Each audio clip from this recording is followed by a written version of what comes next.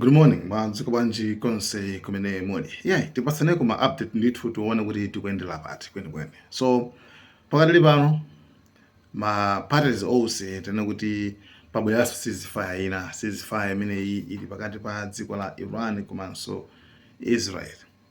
So, after mabomba pa zapeza kuona kuti onse akuti tapanga tayimitsa kaye ma strike. Koma ma strike amene ayimisidwa apawa kumbali zonse ndithu ayankhula. Ku Iran ayankhula, ku Israel so ayankhula. Chabwino. Koma ndimafuna nzuri iniyo muitenge nkhani like mmene inayambira pachiyambi chifukwa inuyo ngati mukupita chitsogolo koma simukudziwa kumene mukuchokera. Ndikuti pene something china chake sichili bwinobwino.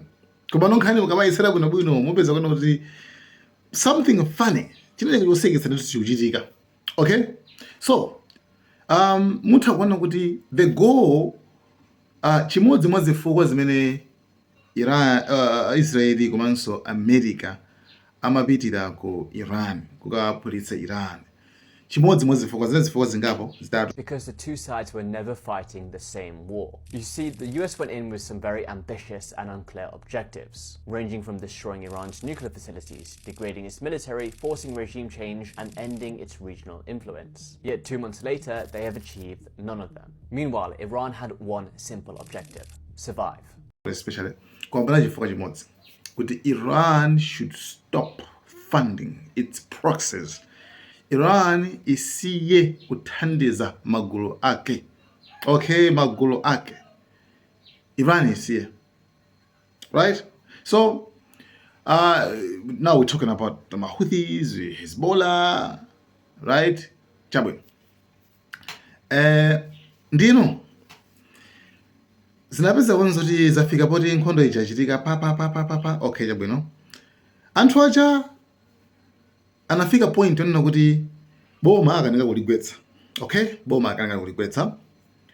Chifukwa choyamba chimene chimenecho.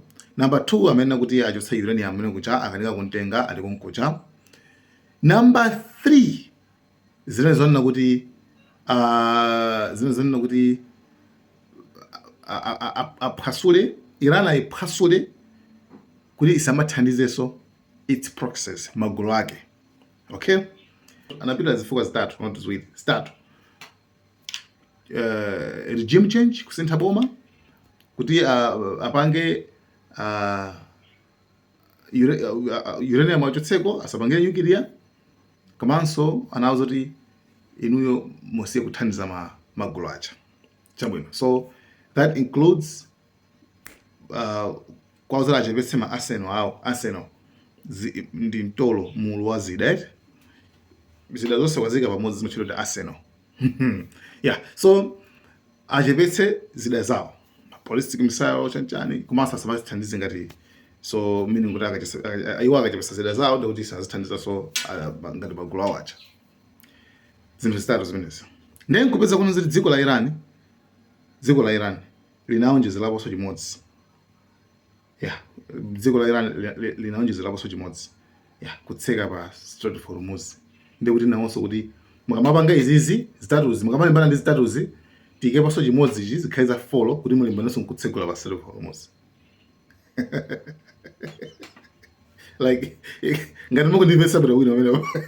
Yeah, so anyway, pakadali panopa zapeza zinoti attention yonse yachoka ku regime change kuja abina kuntchito like panopa sakukamba zoti chanchani and uranium ujaso sanamtengeso. Yeah, akuti pachana kuti ayizovula kuti Iran si Venezuela surunga ngopita tina pekaso mambo yake funa nkhani mzisara bwino chabwino. Ndiye pa nkhani okhuzana ndi Iran kusiya kuthandiza magulu ake pamene pali nkhani tsopano. So issue imene iyi ndi imene machitika pakati pa 2 days yapitayi. So issue imene iyi yachitatu iyi ndi imene yapangetsa kuona zoti kuti amene to apa ndi magoals achatu palibeso. So issue yachitatu iyi yapezeka chonchi. Lebanon Israel kumaphwanya Lebanon. Okay? Nde kumaphwanya Hezbollah ndi Lebanon, okay, maphatikiza wose pamodzi, wose kwaphatikiza Hezbollah pa, okay, Hezbollah imabwezerako, ikubwezera ndi koma Lebanon iyo ndi sikubwezera, ikukanika kubwezera, okay, ndi it's like zomachitika zoti Lebanon iyo ngasi president ucha kuma chimpala uja basa apa makuti pano basi nthawi chuna kuti basa afuna amvane ndi Iran koma no munjira ya yonkumvana mwachibale usati kumbali ya zida janjani akutero after ramphwanyaso chabe ndifa tifika pamene papa ndiye Israel Netanyahu akuphwanya Lebanon ngati kamwana, okay, ka Hezbollah kamwana ka Iran kacha Iran kunena kuti ifetu Lebanon sitisiya Israel Netanyahu maganizo pake kuti Iran yafoka zimene panga kumene kucha image yafoka imeneja mene kuona kuti ngati ndi mphamvu panopa, okay, it's fine, mphamvu zali nazo koma sikuti ingafike potetezaso azinzake anake acha. You understand? Choosing, I think they've been enormously weakened. You know, there's just this break between them and the great majority of the people of Iran, which are freedom-loving people. They want democracy. They want good relations with America. They want good relations with Israel. And it could happen. Ultimately, it can happen. Iran isuri ingafika poteteza kwa anake acha. Apata tu yafoka basi yafoka. Ne anapitiliza. Na Iran nazo kuti siyana kumene kusiyana. Mukafika kumene ko musadumphera malire, mukadumpha malire muonaso tikunyenyane. Basi Israel haya foka inasema maganizo mawo foka imeneja sipebi yanga. So avankunena kuti chifukwa cha namba la folo chimene Iran inaonjezerapo chicha kuti akatsegulenso pa Strait of Hormuz, right? Sichinateke. Trump akuyesetsabe kuti tiye nditsegule apapa mmene pakukhalira muti tiye nditsegule komano naye sinangasana bali mavuvu ndakamba soka bali mavuvu ineyo titsegula ndikupasani 48 hours ndikupasani 5 days yakaita ndikuti Trump mbali yawo akuganiza kuti maplan mpaka wafika pa stage yo ine naika kuti titsegulapo koma through tikasaina deal through diplomacy osati mwamhavu ya tinapeka sombono meneyo. Immediately upon signing the memorandum of understanding, the Hormuz Strait will open, and it'll open up quickly, and that's subject to a couple of areas being cleaned out also of mines, which we don't think there are any. So it'll happen very quickly, and we'll take the southern route anyway. But immediately upon signing, we open up the Hormuz Strait. So, akuyesesa kuti atsegule mwenye papo mokambirana. Ndekuti Lebanon isokusa kulaniso akutoja Iran kuti kumene kuti wait Israel Iran yakapanga ndiye mumve chimene chinachitika tsopano.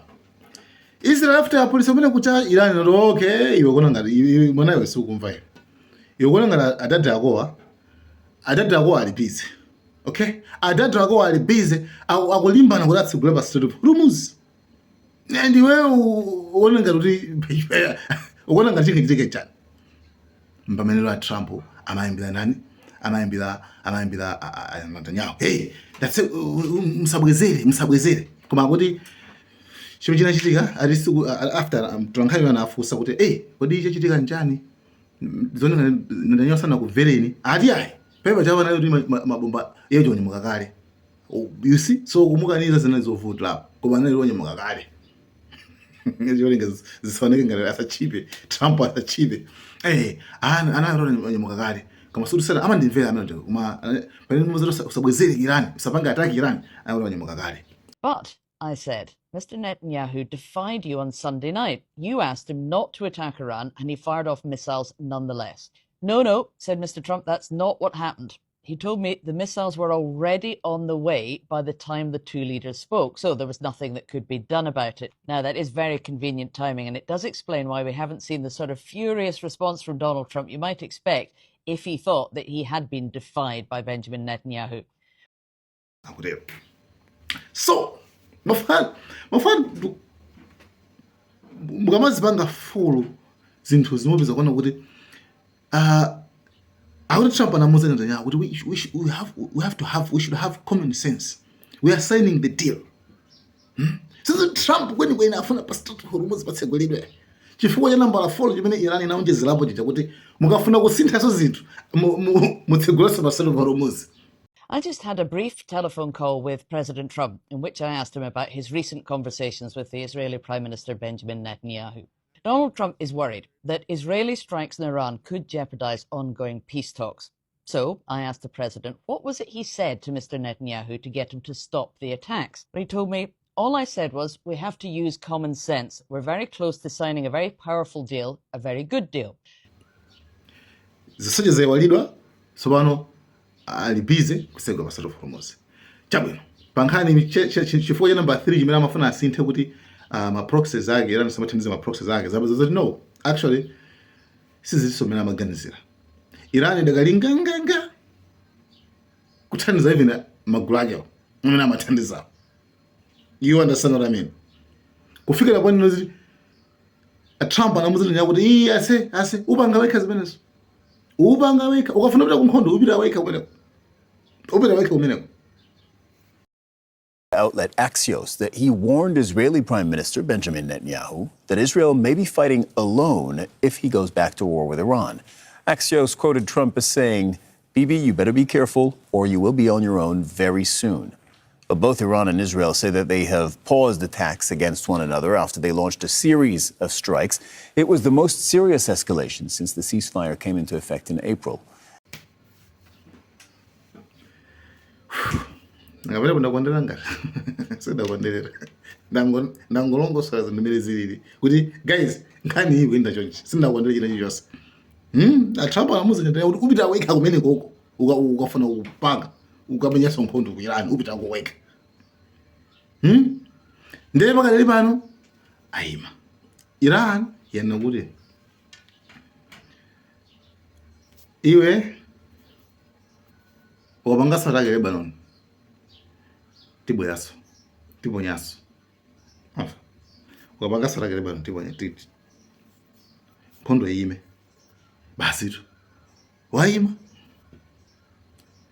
Trump usome kuti okay at least bolako Iran isana kuti abada siya timangufala kuti tikupase kaphuziro tikupase we just wanted to teach you a lesson ngisi nomakani kwambiri ndebano bakuti basa imakaya koma bangisiwamakani nomakani sanga lephe kuyankhulamba kamwa ndana yankhula ndithu akuti hayi nkhondo isinathe ku Lebanon sinathe ku Iran sinathe Afrika timalize akuti vano akewo koma Trump amuza iye adali ya Trump Trump le bangaweka zimenezo Trump afuna abantu pasegulidwe pakwabanga cost kwambiri ku America wanthu akwiya kwambiri mitengo izikwiya kwambiri plus bubble and damage ikutsekedwaso. So that's it. Mafamu investing nkhani mwa choncho pakati pano senza kuona kuti pa zinthu zonse zimene anapitira kukapanga ku dziko la Iran. Okay, kupha anapha. Okay, anapha atsogoleri ndi anthu omwe sizikwakhudza ma civilians, anaphutsa mabridge mafriji zonse upatikisa zino zoti sizimakhudzidwa, right? Chabe koma ife tikamba main objectives zifukwa zine zolinga zeni zose zitatu zija sizinathekebe. Sinzolia chachitatu chi chimene amaona ngati Irani chabwino regime change sanachitike, chabwino uranium sanatenge koma solution ingafika so po defend aso Hezbollah ya zakanika zabazo no actually igonkucha plus Mahouthis are just ayikaso ban inaso kuti ban kuti na mashiba Israel asadusa Mediterranean Sea asadusa abandwaso plus chifukwa cha number 4 chimene Iran inaonjezera kuti ichiso ichi taonjezerapo so ichi chimene jaso chukaneka so kutsegulaso sina segulire boso adikira na deal kuti iteke. Eno question mufusa koma vile langu kama nkhani imene ilete chabwino. So subject nalia zifukwa zimene Israel and America inapitira Iran. So yeah, chabwino tikambe tsopano za FIFA isikoma mandimu FIFA isikoma okay cause okay mutakuona zoti anthu ena akubanidwa like Iran aganiza visa anthu zinasangalase. Number 2, timu yako Somalia Senegal This is how the Senegal team was welcomed upon their arrival to the World Cup in the United States. What's going on? What is this? Is that how you welcome a national team coming to play the World Cup in your country? What's going on here? That's not how you show respect. That's how you show racism. We're 3 days away from the World Cup final and no one is excited for it. Iraq team, their captain was detained and questioned for 8 hours. Their photographer was sent back to Iraq.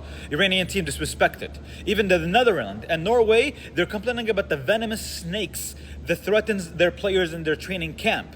Even the UK teams complaining about the conditions and the heat and the pitch, bad pitches. Even other players and international teams worried about the welfare of the players and the crimes happening around their training camps. In 2022, people were complaining, no alcohol allowed in the stadiums. That's the only concern they had. Anything else, it was the best World Cup history may have witnessed. Unfortunately, we may witness one of the worst versions of the World Cup. Unfortunately, FIFA president, everything I told you, he is silence. Silence. When I say silent, nothing. Disrespected players, disrespected teams, not a word. It's the opposite. He's even praising that this may be the best World Cup. Why? Why the boot licking at the Pro Max at its finest, you mother flower? Player, referee, the best in 2025. Referee, wako Somalia. Ambwezi.